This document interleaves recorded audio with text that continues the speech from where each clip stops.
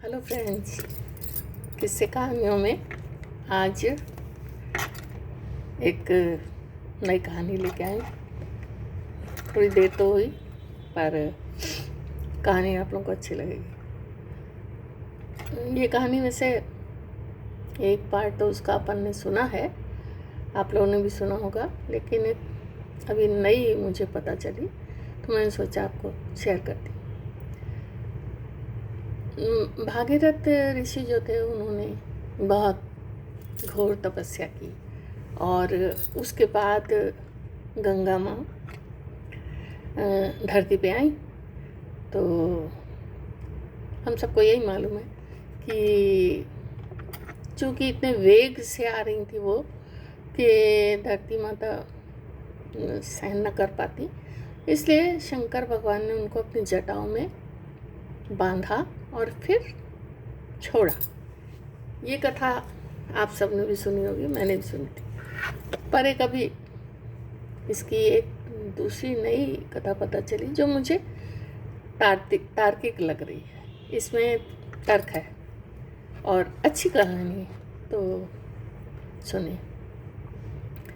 शंकर भगवान अपने वो तो भोले भंडारी हैं ही, तो बहुत जल्दी उनका कोई तप करता है तो वो बहुत जल्दी प्रसन्न हो जाते हैं और तत्काल प्रकट भी हो जाते हैं और वरदान भी दे जाते हैं। इस चूँकि बहुत ममतालु हैं, सहज हैं, तो इस भाव में कई बार उनसे गलतियाँ भी हो जाती हैं, कुपात्रों को दे देते हैं वरदान। लेकिन उनकी ये विशेषता तो है, माननी पड़ेगी, कि वो अपने भक्तों को तंग नहीं करते, वो तुरंत माने प्रतिदान देते हैं भक्तों को। बाकी सारे देवी देवता जो थे वो बहुत समय लगाते थे और जल्दी द्रवित नहीं होते थे, तो भगवान शंकर को ये चीज़ अच्छी नहीं लगती थी, क्योंकि वो जैसे मतलब सहज सरल हैं, वैसा ही वो सबको चाहते हैं। तो भगवान शंकर जो हैं वो रुष्ट रहते थे इस बात से सभी देवी देवताओं से। तो अब उन्होंने जब देखा कि भागीरथ अपने वंश के उद्धार के लिए कितनी घोर तपस्या कब से कर रहे हैं और गंगा माँ ध्यान ही नहीं दे रही, तो बाकी सब देवताओं का भी वही हाल था, तो क्रोध में तो थे ही। तो जब गंगा जी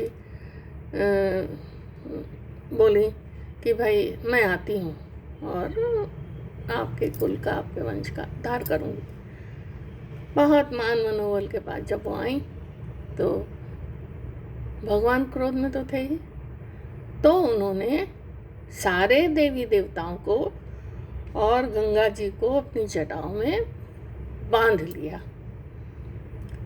मतलब बंदी बना लिया एक तरह से। तो अब सब परेशान कि भाई माँ गंगा को तो बांधा ही, हम सबको भी बांध लिया, तो सब त्राहिमाम बंधन किसको अच्छा लगता है, तो सब त्राहिमाम करने लगे। तो बोले प्रभु हमसे क्या गलती हुई है, हम किस बात की सज़ा आप दे रहे हैं, क्या अपराध हुआ हमसे। तो शंकर भगवान बोले कि देखो तुम लोग ये जो बहुत भाव दिखाते हो ना बेचारे भक्त तुम्हारे तप कर कर के हार जाते हैं, थक जाते हैं, तब तुम लोग प्रकट होते हो, तो मैंने तुम्हें ये सज़ा दी है, तो भैया बंधन में रहना पड़ेगा। तो सब किसको बंधन अच्छा लगता है, उनका दम घुट रहा था। तो सबने कहा कि भाई क्षमा करिए, कुछ तो हमको ये उपाय बताइए, क्षमा चाहते हैं। तो उन्होंने कहा कि चलो तुम लोग बताओ, सीधा सहज उपाय बताओ कि तुम लोग कैसे खुश होगे। अब सब इतने परेशान कि उन्होंने कहा, गणेश भगवान सबसे पहले बोले कि हाँ पिताश्री, मेरे को तो कोई दूरवा ही चढ़ा देगा तो मैं उसमें खुश हो जाऊंगा। तो आप मुझे तो मुक्त करिए और बिल्कुल देर नहीं लगाऊंगा। किसी ने दूरवा चढ़ाई और मैं प्रसन्न हो जाऊंगा और उसकी मनोकामना पूरी करूंगा।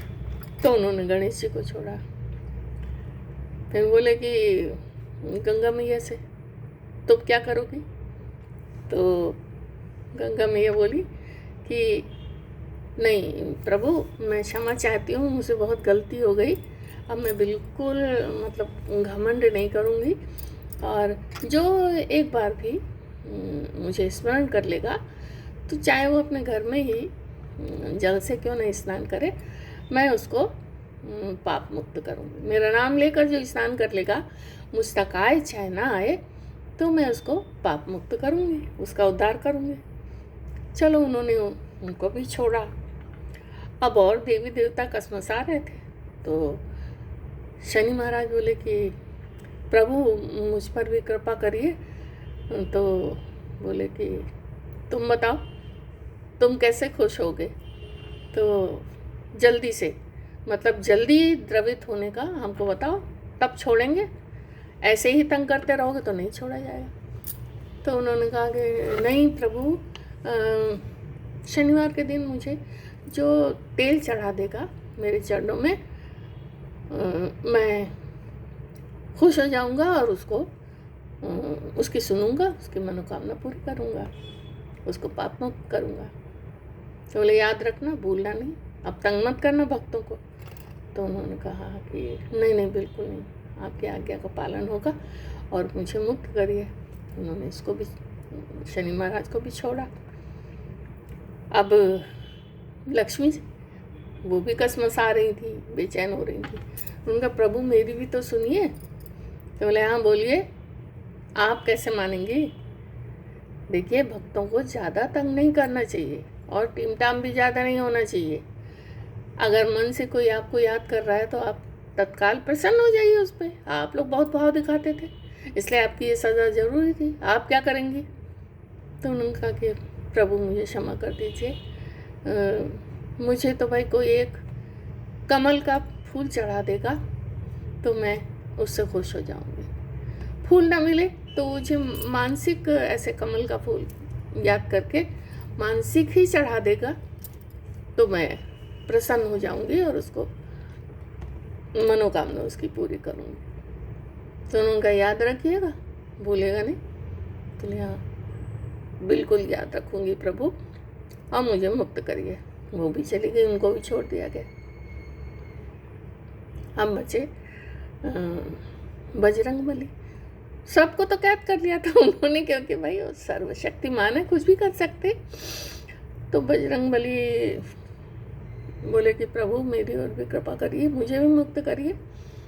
तो बोले कि आप कैसे खुश होंगे?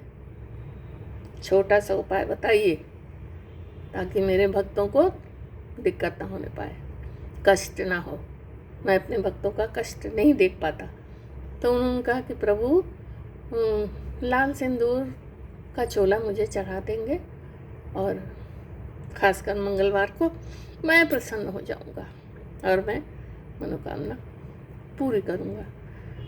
तो उन्होंने कहा कि पक्का वादा, याद रखोगे? क्यों बजरंगबली, भूलोगे तो नहीं? तो बोले नहीं नहीं, अब क्षमा कर दीजिए। तो उनको भी मुक्त कर दिया। अब बचे विष्णु भगवान। विष्णु भगवान और उनके बस में तो सब है। तो विष्णु भगवान बोले भाई मुझ पर भी कृपा करो और छोड़ो। तो बोले कि आप भी बताइए आप कैसे खुश होंगे? तो उन्होंने कहा कि प्रभु एक ही बार कोई विष्णु सहस्त्र नाम पढ़ लेगा ना, बस उतना पर्याप्त है और मैं प्रसन्न हो जाऊंगा, उसकी मनोकामना पूरी करूंगा। नाथ मुझे छोड़ दीजिए, अब सहन नहीं हो रहा है। तो वो बोले कि बोले बाबा बोले हाँ भूलिएगा नहीं, लेकिन अब मेरे भक्तों को कष्ट नहीं होना चाहिए। बोले नहीं नहीं बिल्कुल नहीं भूलूंगा। और वो भी छोड़ दिए गए, सब मुक्त हो गए देवी देवता। तो सामने फिर उनकी आराधना करी, उनको नमन किया, और तब से इन छोटी छोटी चीज़ों से देवी देवता हमारे प्रसन्न होने लगे, और किसी को बरसों बरसों तप करने के लिए अब वो विवश नहीं करते हैं, और इन सब चीज़ों से ही वो प्रसन्न हो जाते हैं। इसमें सब में श्रेय किसको जाता है? हमारे भोले बाबा को, क्योंकि उस सब की नकेल कसने में भोले बाबा ही आगे रहते हैं। तो वो ये चमत्कार भोले बाबा का हुआ, और ये कहानी मुझे अच्छी लगी, तो सोचा आज बहुत दिनों बाद आ पाई हूँ, तो सोचा आप लोगों को सुनाती हूँ। कैसी लगी बताइएगा, और फिर कोई नई कहानी लेके आती हूँ। तब तक के लिए नमस्कार, गुड नाइट।